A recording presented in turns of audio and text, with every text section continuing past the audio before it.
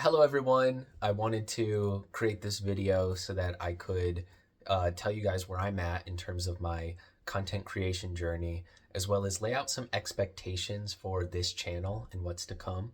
So to give you guys some context, I quit my job recently. This was not an easy decision, but my ideas have been becoming more complex, and at work, I have been finding it harder and harder um, to find meaning in what I do. And finally, I think I've gotten to a place where I actually have something to transmit. So it seemed like the logical choice was to quit. So I want to give a huge shout out to my wife because I would not have been able to do this without her. She has been so reliable and helpful and encouraging, and I think she believes in what I'm doing. So all of these factors, I just would not have been able to do it without her. And to be honest, I was not enjoying being employed. Like, I was painfully aware of the power games and the fake identities that everybody has to wear each day in order to come in. And maybe I would have liked it more if I was just better at it. But I've just never been good at being fake. And I'm not even saying that's like bad on their part. It's just it crushes my soul. I felt like every day going to work, I had to either sacrifice my depth and like put on a mask, or be myself but be socially isolated. And I chose the path of the outcast, and I'm happy I did, but it was also like very painful. And that's why I haven't posted content up until now, because I wasn't ready. Like, I was very resentful, hateful, um, ego driven. Like, I had my own things I had to work through. So that's why it's been a couple weeks and you guys haven't seen any content, but it's starting up now.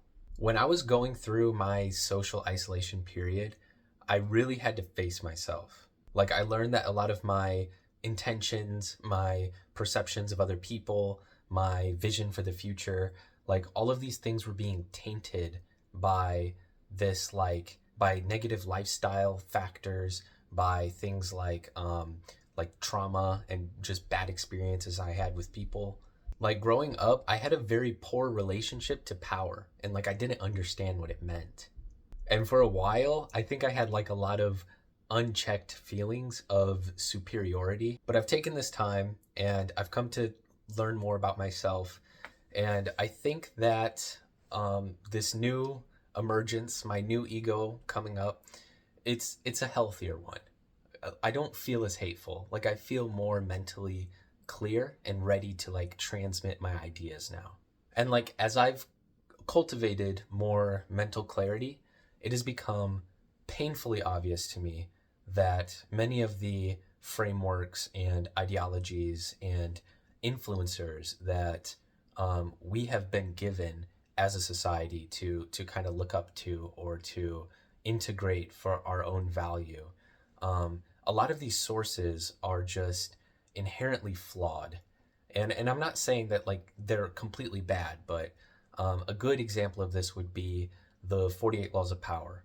Like, this book might just be like one of the root causes of modern day social fracturing.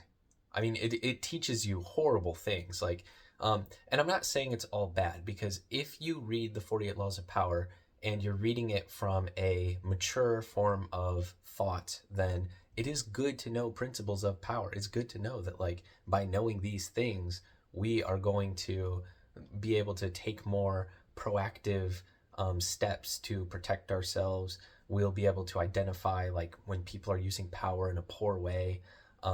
But the issue here is that the majority of society isn't doing that. The majority of society is using it as a tool to gain power, because I mean, everyone wants to gain power. But when the majority of people are like innocent and maybe a little unaware, they pick up a book like the 48 Laws of Power, and it just destroys their psyche. It destroys their relationships because they don't know how to use these principles. If you're unaware and you read this book, it will teach you how to manipulate, how to dominate, how to alienate, how to pretty much just spread hatred for your own personal gain. And so, like, I think as a framework, it's just not good that our society is using this. And there's 48 laws, and I'm gonna deconstruct those like big time. Like, that's something that's gonna happen on this channel. Anyways, to switch gears, I want to talk about how my parents have really influenced my worldview like a lot. Like, my mom was really into new age spirituality for a while. So like Buddhism, like the chakras and the crystals and the like the transcendence and meditation and all of that good stuff. She taught me things like the belief in reincarnation, in karma, or like in like high levels of empathy, like just giving empathy to people for like unlimited amounts. She was also a very critical person. So like she had many jobs, and at her job she got into a lot of conflicts with people, and I learned a lot from those conflicts. Like, she would come home, she would talk about these issues, and it was very confusing for me for a while because I thought that like, is this all her fault? Is she bringing this upon herself? But as I've gotten older, I've come to realize that like society and people and like a lot of people are not emotionally stable. And if you don't know how to handle those people, and when I say handle, I don't mean like be mean to them back, but like you have to be aware because it's a mass thing. And um, yeah, anyways. My mom was also a feminist, and sometimes she was extreme, but she was also aware, and she kept up with like what it means to be an empathetic person. And in her worldview, that applies to feminism, and that's great. Growing up, I was able to see a lot of the flaws and benefits in a lot of these systems, right? So, like, even Buddhism has its flaws. Things like the belief in reincarnation. I have a whole bone to pick with that. You guys will see that. But yes, so that was a huge influence, my mom, and all of these different like spirituality plus feminism plus like validation, empathy, like all of these concepts she helped me develop. And then my dad, on the other hand, is just like a completely different world, right? He was a successful bartender. People love him. Like, he speaks two languages. He taught himself Spanish so that he could like connect with the Latins in the kitchen.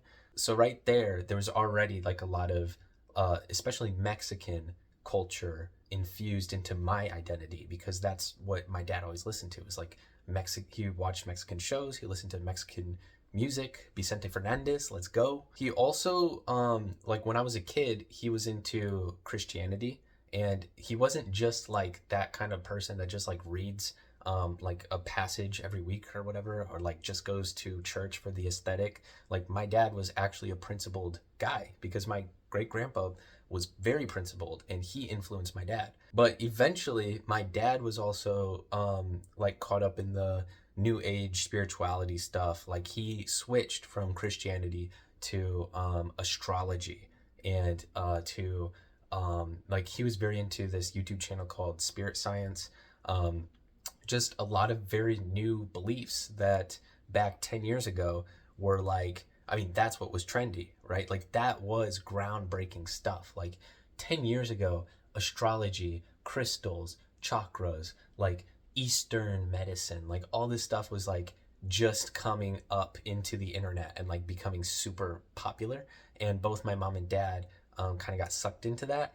And there's a lot of value in it still. I'm not trying to say that like it's not valuable, but this is just the objective thing that happened. Anyways, me and my dad would always go on these walks, like 2-3 hour long walks. We'd walk miles like every single day, especially in the summer, and we would just be talking about our beliefs. And this really helped me articulate and shape my belief system, which does seem to be contradictory to his, right? Like, we have a very different way of perceiving the world. I became very fascinated by psychology and philosophy, and my dad has been very fascinated by astrology. So we'd always come together and we would have discussions about these things. We would sometimes debate each other, but try to understand each other as well. And with time, I've gained a lot of respect for astrology and symbolism and like Jungian psychology. Carl Jung was a big, like, he talked about archetypes, which archetypes are, you can think of the zodiac signs as archetypes.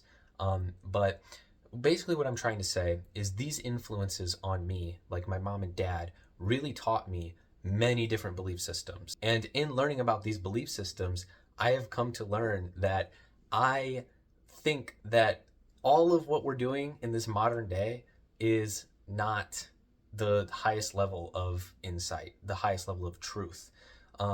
Like, all of these books exist, books on power, books on understanding the world, human, yeah, social interactions, like scientific understandings of the mind and psychology. We're doing all of this, but there seems to be like a big flaw in the way that humans are operating as a collective.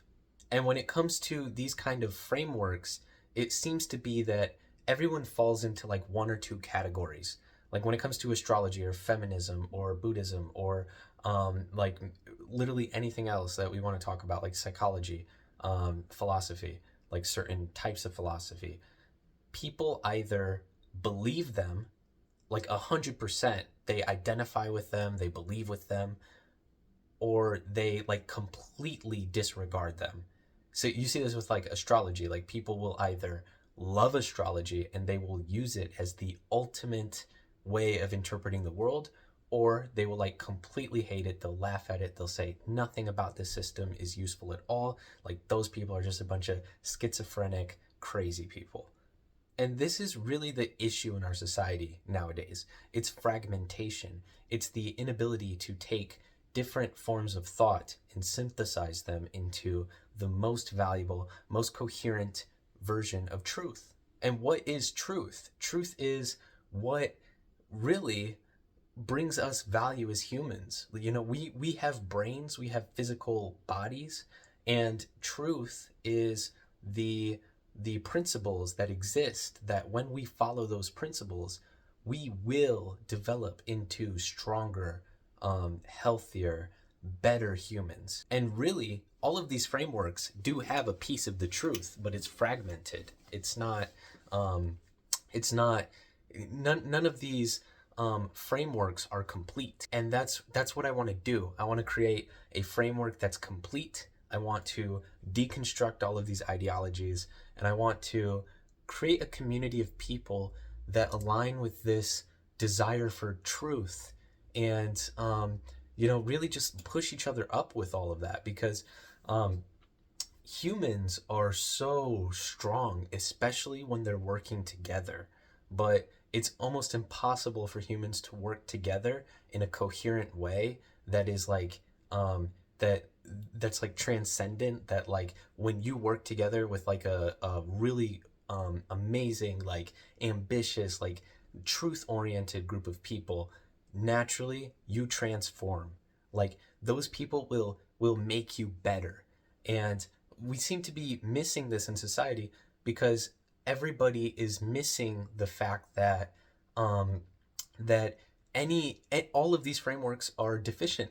So you get groups of people in astrology who all talk together about astrology, but those people are missing the thing that astrology is missing.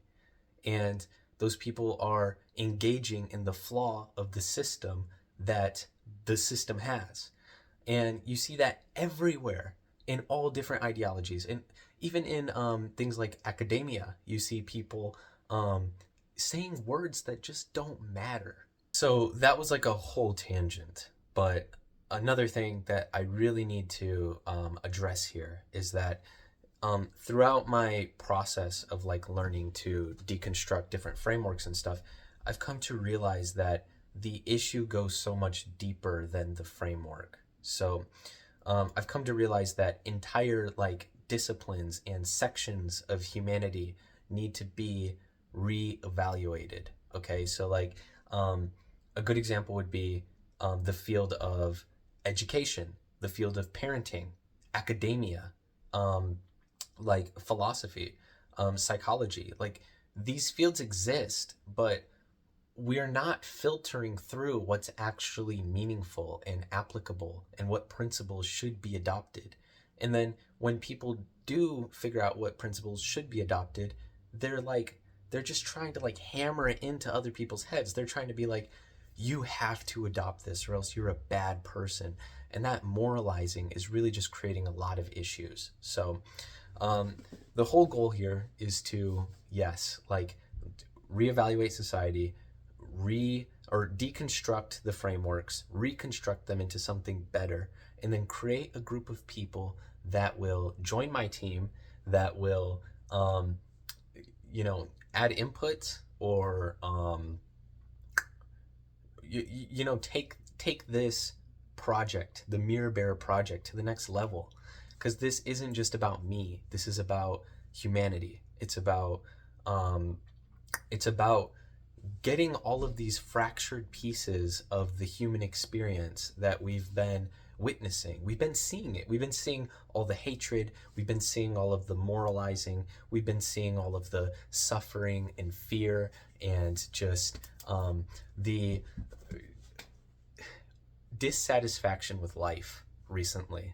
And, as a society, it doesn't have to be that way. It just is that way right now because that's how we've been conditioned to be. But if we get a group of people together, like we get the Mirror Bears together, then it doesn't have to be like that because we can take control of this conditioning. We can take control of the narrative. We can figure out what's being said in society right now, and then we can figure out maybe we should say this thing instead. And then as a group, we start saying that thing and we get more people involved on our mission, which would be to spread truth, spread positivity, and, help people live a coherent life. And I know this seems very like ambitious, and it is. But that is what can be done with big groups of people. You can't do this alone. And this ultimately is where philosophers have fallen short in history. Even the most visionary philosophers of all time. What really needs to happen is a movement. We need people. We need, but I'm getting ahead of myself. First, we need to analyze society. We need to deconstruct what's going on. And that's going to be phase one. Or technically we're in phase two because phase one was me doing my shadow work. That was me really trying to look at myself and figure out I was hateful. I was very mad because I could not stand the fact that other people didn't know these things. And I hated myself for not knowing these things as well. But I think that that's figured out. So we're in phase two, which is transmission. And I'm going to be doing a lot more transmission now. So you guys can expect more videos to appear. I'm going to be doing live streams on TikTok. So if anybody ever wants to catch me there, say hi. I plan on I plan on recording, or I plan on being live and present and answering questions. Hopefully other people can ask me questions. I can ask them questions. Maybe even get people on the one-on-one duets, and then we can talk or debate if people want to do that. I'm down. And I think that kind of covers everything. You guys can catch me on my TikTok. It's Mirror Pierce. We're piercing people with the mirror because the mirror is representative of reflection, and society needs the reflection. So the mirror bearer is the person who forces society to reflect, and Mirror Pierce is going to be piercing certain types of ideologies or frameworks or influencers with the reflection, because we need to make this happen, so yeah, I think that's pretty much it. Thank you guys. I know this is a very long video. If you made it to the end, I really appreciate that a lot. Honestly, I don't really talk to many people, but I hope that changes. I hope genuinely that with time I become a member of a legitimate community, because who knows what's possible with a huge group. Who knows who knows the potential of a group? And if you can learn to keep it coherent, it can expand outwards infinitely. Um, you, as long as you just consistently build more leaders within the group, we can expand out. We we expand leadership out, and then those leaders expand leadership out even further, and then those other people are made into leaders, and it just keeps going and going and going. That's what I think is possible, and that's what I hope is coming. So stay tuned. There's a lot of content coming. At least I will post once a week on YouTube, at least, but it might be more. I'm definitely posting every day on TikTok, and I'm going live pretty frequently. I'll say like 5 times a week at like 8 o'clock Central Time. I live in Wisconsin, so Central Time. Anyways, take care. I hope you guys all have a great week in life, and it was good talking to you. It feels good to just get it all out, you know.